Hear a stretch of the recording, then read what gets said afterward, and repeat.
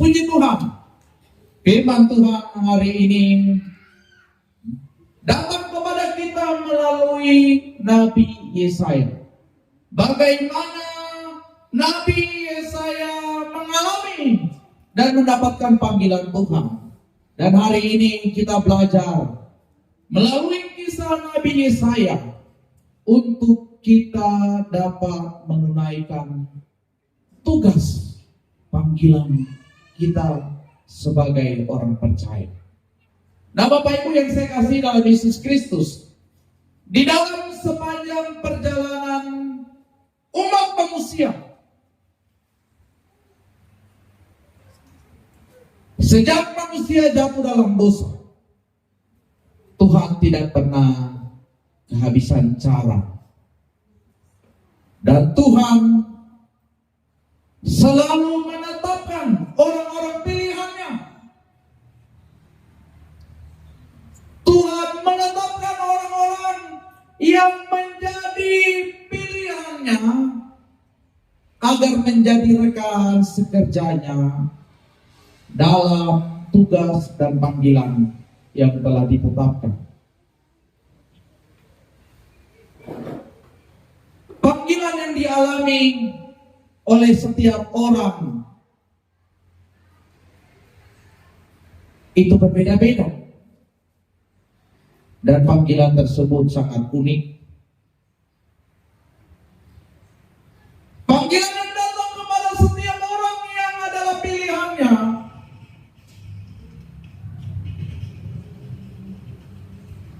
itu spesial, Bapak Ibu yang saya kasih. Dan panggilan Tuhan tidak hanya terbatas sebagai seorang hamba Tuhan. Karena Abraham bukanlah berlatar belakang teologi ketika dipanggil Tuhan untuk mendiami suatu negeri. Karena Musa juga bukanlah seorang yang dari kalangan imam ketika mendapatkan panggilan untuk menjadi pemimpin dan membawa bangsa Israel keluar. Panggilan Tuhan datang kepada kita di dalam setiap bidang kehidupan yang hari ini kita jalani. Panggilan Tuhan datang kepada para raja. Panggilan Tuhan datang kepada para hakim. Panggilan Tuhan juga datang untuk kita sekali lagi menjadi rekan sekerjanya Allah untuk menyelesaikan misi yang Tuhan izinkan dan Tuhan kehendaki terjadi melalui hidup kita. Dalam perjalanan kekristenan, secara spesifik di dalam kalangan gereja, kita melihat bagaimana Tuhan memanggil, Tuhan menetapkan. Ada bapak-bapak gereja, ada Martin Luther, ada John Calvin, ada Johannes Hus. Lebih spesifik lagi di tanah Papua, ada Otto dan Geisler, ada Edison Trick. Di dalam kalangan gereja kita, gereja Kemah Injil, Tuhan memilih seorang yang bernama Albert Benjamin Simpson, Bapak Gereja Kemah Injil sedunia. Dan lebih spesifik untuk kita yang ada di Asia, ada seorang yang bernama R.A. Jaffray, Robert Alexander Jaffray. Untuk apa? Untuk menjadi rekan sekerjanya Allah. Semua dipanggil dengan cara yang berbeda-beda, dengan cara yang unik, tetapi mengerjakan satu hal yang sama, tetapi dengan satu tujuan yang sama, yakni untuk bermitra dengan Allah dan menjadi rekan sekerjanya Allah untuk menggenapi apa yang Tuhan rancangkan dalam hidup manusia. Nah, Bapak Ibu yang saya kasih dalam Yesus Kristus, dipilih, dipanggil, dan dipakai oleh Allah adalah sesuatu yang spesial. Dan itu tidak dapat dibandingkan dengan apa yang kita miliki. di dalam dunia ini. Dan hari ini melalui kitab Yesaya, melalui Nabi Yesaya, kita akan belajar dan kita akan memahami bagaimana cara Tuhan memanggil seseorang menjadi rekan sekerjanya, sehingga kita dapat menyelesaikan, kita dapat menunaikan tugas panggilan yang Tuhan Allah berikan bagi saudara dan saya di mana kita berada. Bapak Ibu yang saya kasih dalam Yesus Kristus, Yesaya mengalami Tuhan. Dia mengalami panggilan Tuhan. Ketika firman Tuhan katakan tadi di dalam ayat yang pertama, dalam tahun matinya Raja Uzia, Yesaya melihat Tuhan duduk di tata suci yang tinggi dan menjulang, dan ujung jubahnya memenuhi bait suci. Dari sini kita dapat belajar, kita dapat pahami bahwa ketika Tuhan memanggil, ketika Tuhan memilih, ketika Tuhan menetapkan saudara dan saya untuk menjadi rekan sekerjanya, panggilan itu akan diawali dengan sebuah perjumpaan secara pribadi dengan Dia. Perjumpaan pribadi dengan Tuhan yang dialami oleh Yesaya, inilah yang menyadarkannya.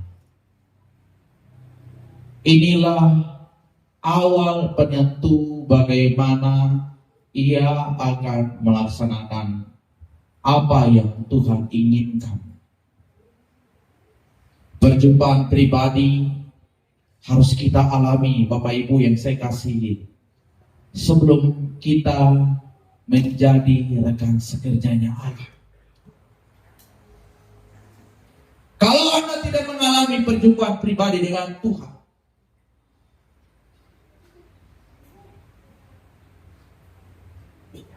maka Anda tidak akan menyadari betapa berharganya hidupmu, dan Anda tidak akan menyadari akan Tuhan.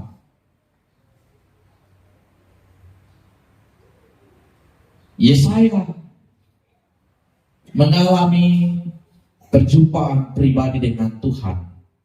Ini dengan tujuan untuk menyadarkan Yesaya betapa Tuhan itu ada. Ini menyadarkan Yesaya bahwa Dia hidup, Dia ada, bukan karena kuat dan hebatnya. Dia ada karena anugerah dan kemurahan Tuhan.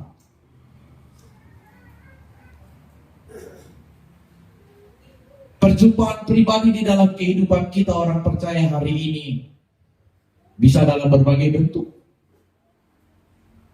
Dan biasanya Tuhan menyadarkan kita akan kehadirannya.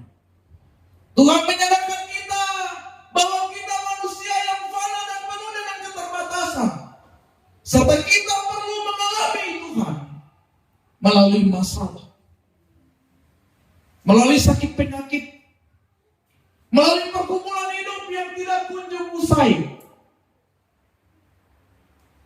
melalui berbagai persoalan hidup yang datang silih berganti. Sebenarnya di situ Tuhan mau berbicara kepada saudara dan saya. Sebenarnya melalui situasi itu Tuhan mau agar kita menjadi sadar bahwa kita membutuhkan Tuhan. Jadi bersyukur kalau hari ini Anda mengalami masalah. Amin. Bersyukur kalau hari ini Anda mengalami musibah. Karena disitulah, karena melalui itulah Tuhan mau menyadarkan bahwa you need God. Anda membutuhkan Tuhan. Disitulah Tuhan menyadarkan bahwa Anda dan saya adalah orang-orang yang terbatas. Amin. Saya mengalami perjumpaan pribadi dengan Tuhan ketika mengalami masalah yang besar, ketika mengalami kecelakaan, ketika kaki dan tangan saya patah, ketika saya sudah tidak bisa lagi berjalan, ketika saya dalam keterbatasan dan tidak dapat berbuat apa-apa, ketika semua orang sudah tidak ada lagi di sekitar saya, waktu keluarga sudah meninggalkan saya dan harus pergi kembali ke tempat tugas di Papua, waktu saya di rumah seorang diri, waktu saya sedang meratap, waktu saya sedang menangis, waktu saya sedang bergumul akan hidup ini dan bertanya, Tuhan, kenapa harus saya mengalami masalah ini? Disitulah kasih Tuhan dinyatakan. Disitulah kesadaran akan Tuhan mulai dan semakin terbentuk. Disitulah awal yang nama panggilan Tuhan itu dinyatakan. Dan saya mau menjadi pengikut Tuhan. Dan saya kembali menyadari bahwa hidup ini tanpa Tuhan tidak ada artinya. Bapak Ibu yang saya kasih dalam Yesus Kristus, sadari akan Tuhanmu dan milikilah kepekaan untuk mengalami perjumpaan pribadi dengannya di setiap hidup, di setiap tanggung jawab yang Anda miliki. Karena tanpa adanya kesadaran dan kepekaan akan panggilan Tuhan, maka yang Anda kerjakan, Anda dapat hanya akan menjadi sia-sia belaka. Kalau tidak ada kepekaan terhadap panggilan Tuhan, maka yang Anda kerjakan hanya untuk kepentingan sesaat dan untuk kepentingan pribadi. Tuhan memanggil kita dengan cara yang berbeda-beda, dengan posisi dan tempat kita yang berbeda-beda. Jangan pikir saya bukan hamba Tuhan, saya tidak menjadi majelis. Nanti minggu depan saya tidak dilantik lagi jadi majelis. Jadi selesai tanggung jawab, saya katakan tidak. Karena ketika Anda ada dan dipilih, dipanggil dan ditetapkan, Tuhan mau Anda berkarya dengan setiap tanggung jawab yang Anda miliki. Jangan berkata, aduh saya ini tidak ada pekerjaan, saya cuma ibu rumah tangga biasa. Halo, ibu rumah tangga itu juga sebuah pelayanan, amin. Karena bapak-bapak gereja yang besar, mereka lahir, mereka hadir dari seorang tangan kasih ibu, dari seorang ibu rumah tangga yang sederhana, amin. Jadi kalau di rumah jadi ibu rumah tangga, tapi Anda kerja untuk Tuhan, Anda masak sambil menyanyi, memuji Tuhan, memuliakan Tuhan. Anak-anak sebelum keluar Anda mendoakan, berdoa melepaskan berkat dan menyatakan hal-hal yang baik. Bukankah itu adalah sebuah pelayanan?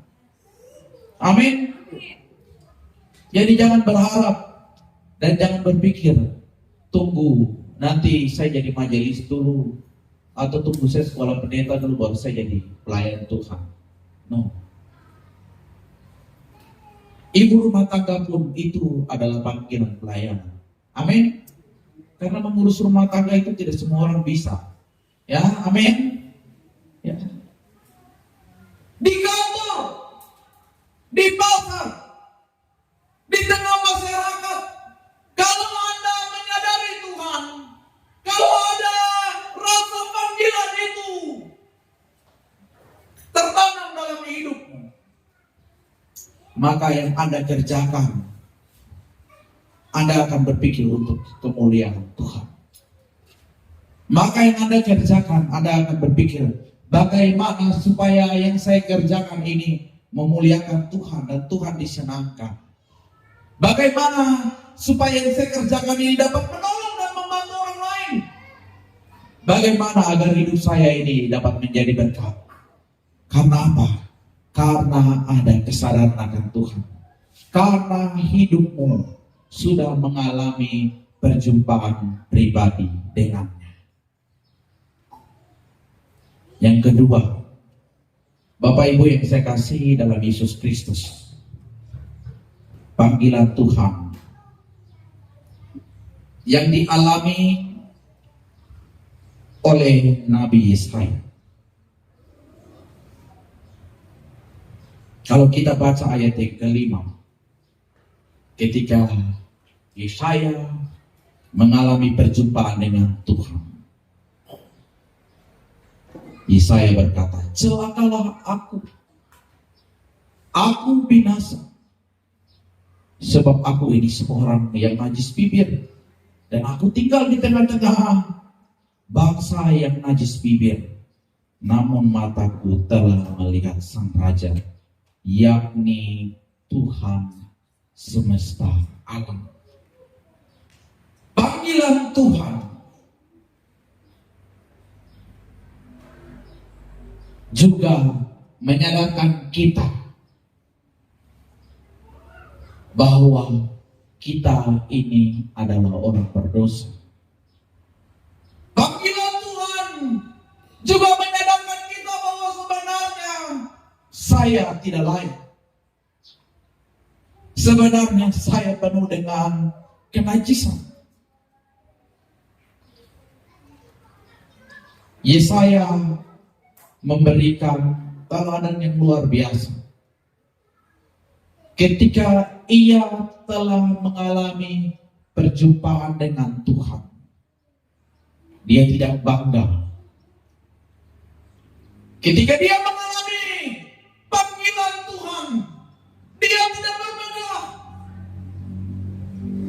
Dia tidak sombong dengan keberadaannya sebagai pribadi yang dipilih oleh Tuhan. Tetapi Yesaya merendahkan dirinya dan menyadari bahwa dia adalah orang berdosa dan seharusnya dia tidak layak untuk menerima panggilan ini. Yesaya mengerti betul di dalam perjalanan bangsa Israel. Kalau kita baca dalam Keluaran pasal 33 ayat 20, bahwa tidak akan ada yang tahan memandang wajahku, kata firman Tuhan, sebab tidak ada orang yang memandang aku dapat hidup. Yesaya menyadari bahwa hanya oleh anugerah, hanya oleh kasih, hanya oleh kemurahan dia dipilih dan diizinkan untuk melihat Tuhan di dalam tata kekudusannya. Yesaya bersyukur atas panggilan Tuhan, atas izin Tuhan, atas kesempatan dia masih hidup walaupun dia berjumpa dengan Tuhan dan dia melihat kemuliaan Tuhan. Sehingga timbullah sebuah kesadaran, sehingga timbullah sebuah sikap yang menyadarkan dia bahwa dia adalah orang berdosa dan dia sebenarnya tidak layak. Bapak Ibu yang saya kasihi dalam Yesus Kristus, jangan bangga hari ini kalau saudara dan saya dipakai oleh Tuhan. Jangan bangga kalau kita bisa bekerja untuk Tuhan. Tapi banggalah karena masih ada kemurahan saudara dan saya dipakai. Banggalah karena masih ada kesempatan. Dan rendahkanlah dirimu di bawah tangan Tuhan yang kuat, supaya firman Tuhan digenapi, engkau ditinggikan pada waktunya. Jadi kalau Anda bekerja untuk Tuhan, kalau Anda sudah menyadari panggilan Tuhan, kalau Anda sedang melakukan tanggung jawab yang Tuhan percayakan di rumah, di kantor, di berbagai bidang, sebagai pegawai negeri, sebagai tukang ojek mungkin, sebagai seorang petani, sebagai seorang peternak, sebagai ibu rumah tangga, pegawai bank. Ini ada yang mau pergi nanti ke Sofor ya. Itu panggilan Tuhan. Bersyukur dan Tuhan terima kasih. Terima kasih Tuhan, saya masih diizinkan. Terima kasih Tuhan, walaupun sebenarnya saya tidak layak, tapi Tuhan masih mempercayakan panggilan yang mulia ini. Dan milikilah kesadaran bahwa Anda membutuhkan Tuhan. Milikilah kesadaran bahwa Anda adalah orang berdosa yang hanya oleh anugerahnya, hanya oleh kasihnya saudara dan saya diangkat.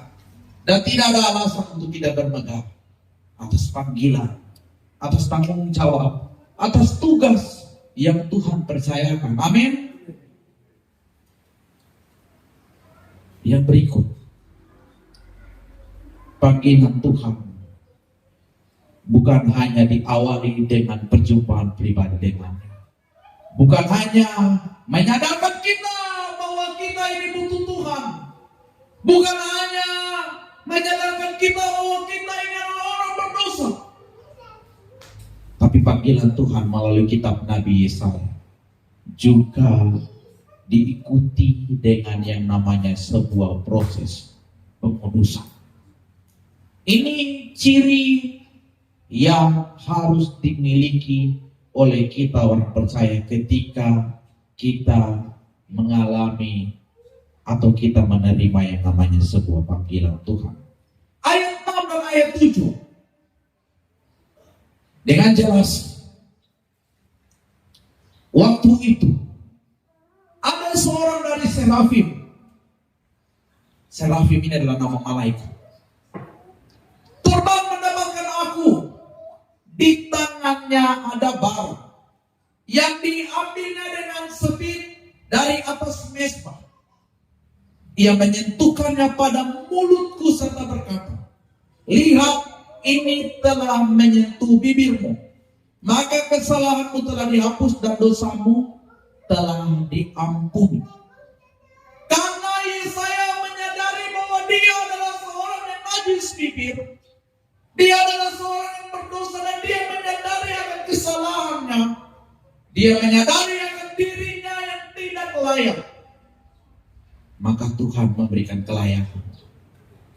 Maka Tuhan memberikan yang namanya sebuah proses, yakni proses untuk pengudusan, agar Yesaya semakin layak untuk mengalami yang namanya panggilan Tuhan, dan agar dapat menyelesaikan tanggung jawab yang Tuhan percayakan. Bapak Ibu yang saya kasih dalam Yesus Kristus, proses pengudusan, proses pemurnian yang Tuhan kerjakan untuk saudara dan saya, itu bukan sesuatu yang menyenangkan. Karena itu akan mengupas dan memotong ranting-ranting yang tidak benar, akan memotong benalu-benalu dalam hidup kita. Yesaya mendapatkan pengudusan dengan adanya bara yang dibawa oleh malaikat untuk disentuhkan pada bibirnya. Proses pengudusan, proses pemurnian dari Tuhan itu tidak menyenangkan, tapi mempunyai ending yang sungguh sangat berbahagia. Karena apa? Karena Tuhan memanggilmu, karena Tuhan memilihmu, dan karena Tuhan mau memakaimu. Karena Dia Tuhan yang adalah kudus. Oleh sebab itu ketika kita mau dipanggil dan dipakai oleh Tuhan, maka Tuhan akan mengizinkan proses pemurnian. Tuhan akan mengizinkan proses pengudusan itu terjadi, sehingga nyatalah panggilan Tuhan dalam hidup. Ini ciri yang harusnya melekat bagi kita yang mengalami panggilan Tuhan. Semakin hari hidup kita seharusnya ketika mengalami panggilan Tuhan makin baik, bukannya makin buruk. Karena ini terjadi, Bapak Ibu yang saya kasih, di STT biasa banyak. Semester awal berapi-api, bersaksi, saya mengalami panggilan Tuhan. Ini panggilan Tuhan. Tapi dalam perjalanan, jadi bangku di STT itu jelas ya. Semester tahun ya. Tahun 2010 di sini, 2009 di sini, 2008 lagi ada di baris sebelahnya. Nanti bisa dilihat. Tahun 2010 masih banyak. Lanjut ke tahun 2011, angkatan 2010 pindah ke bangku 2009. Kemudian sudah mulai berkurang satu persatu. Semakin hari semakin naik, ya sudah makin berkurang. Waktu tiba masa pemutusan untuk pergi melaksanakan tanggung jawab pelayanan, makin sedikit. Waktu mau wisuda, makin sedikit lagi. Ya. Ini proses. Ya. Karena apa? Karena tidak semua orang yang dipanggil Tuhan, yang dipilih oleh Tuhan, ditempatkan untuk menjadi mitra sekerjanya. Amin. Kita baru belajar Komsel hari Selasa. Bagaimana Tuhan memilih para murid, bagaimana Tuhan menetapkan mereka untuk menjadi mitranya. Markus mencatat bahwa Yesus berkeliling mengajar. Dan waktu kita belajar kitab Matius, Yesus memanggil orang-orang yang dipilihnya. Tetapi ayat selanjutnya berkata bahwa hanya 12 orang yang ditetapkan. Karena apa? Karena ada proses. Karena Tuhan lihat siapa yang bertahan. Bapak Ibu yang saya kasihi, jadilah orang-orang yang bertahan di dalam proses pemudusan yang Tuhan kerjakan. Dan sadari bahwa ketika saudara dan saya mau dipakai oleh Tuhan dengan luar biasa, ketika saudara dan saya mau diangkat oleh Tuhan, Anda harus melalui yang namanya proses pengudusan. Hal-hal yang tidak benar harus dikikis, agar supaya Tuhan berkenan atas hidup. Dan nyatalah panggilan Tuhan, dan nyatalah melalui hidupmu, orang lain mengalami keberkatan. Orang lain mengalami Kristus. Dan orang dapat berkata, oh betul, dia ini anak Tuhan yang luar biasa. Dulu hidupnya begini, tapi sekarang dia berubah dengan luar biasa. Dulu dia begini, tapi sekarang dia lebih baik. Amin. Karena apa? Karena ada proses pengudusan. Dan inilah ciri yang melekat ketika Anda mau dipakai olehnya di dalam panggilannya. Yang berikut yang tidak kalah penting, yang terakhir Bapak Ibu yang saya kasihi dalam Yesus Kristus, panggilan Tuhan juga harus disertai dengan adanya sebuah respon. Ayat 8, waktu Yesaya sudah mengalami Tuhan. Waktu Yesaya sudah mengalami perjumpaan pribadi dan menyadari akan keberadaan Tuhan. Waktu Yesaya sudah menyadari bahwa dirinya adalah seorang yang najis dan berdosa dan seharusnya tidak layak, serta harusnya tidak bertahan menghadapi tata kemuliaan Tuhan. Waktu Yesaya sudah mengikuti proses pengudusan dari Tuhan, Alkitab juga katakan Yesaya meresponi apa yang menjadi panggilannya. Ayat 8 Tuhan berkata, siapa yang akan kuutus? Siapa yang mau pergi? Siapa yang mau menjadi Allah? Tuhan tidak langsung tunjuk Yesaya. Tuhan tidak langsung bilang, kau yang harus pergi, kau nama Yesaya. Sudah berjumpa dengan saya, sudah mengalami pengudusan. jadi kau yang harus pergi. Tapi Tuhan masih memberikan pilihan. Tuhan masih bertanya. Dan Tuhan mau melihat respon. Bapak Ibu yang saya kasihi, tanpa adanya respon yang benar,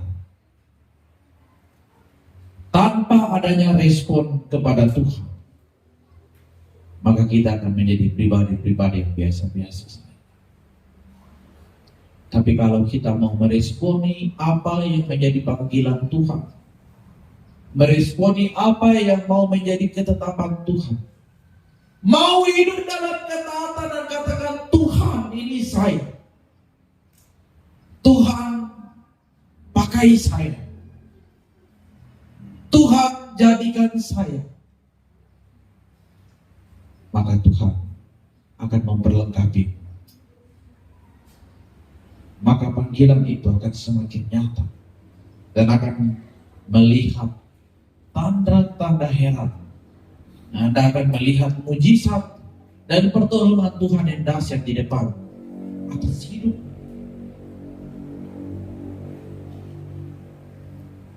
Miliki respon ketika Tuhan memanggilmu dengan setiap tanggung jawab yang Tuhan percayakan. Ketika ada di dalam dapur mungkin, ketika ada bekerja di rumah, ketika di kampus, ketika di tempat kerja,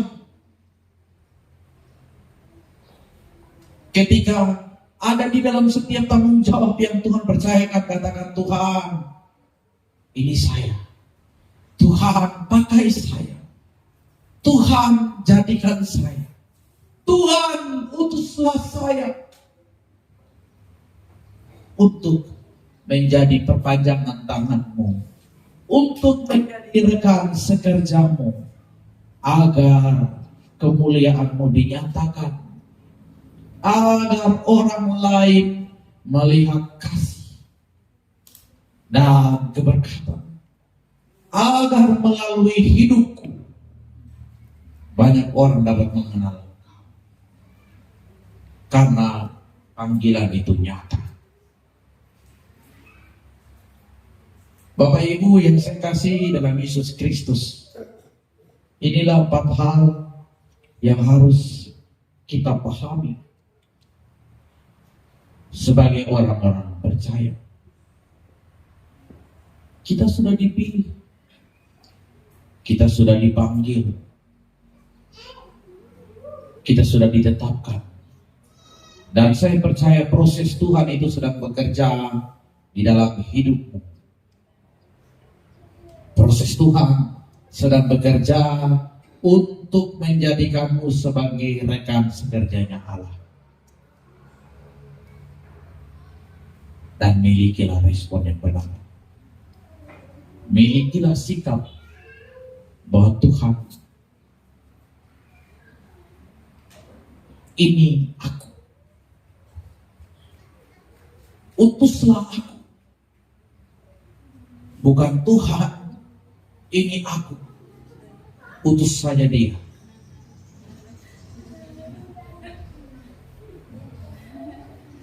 Biasanya ini di STT itu begitu ya. Waktu tiba masa panggilan baca tempat PKL, dia sudah tahu tempatnya susah. Ya. Aduh Tuhan, kenapa saya ditempatkan di situ?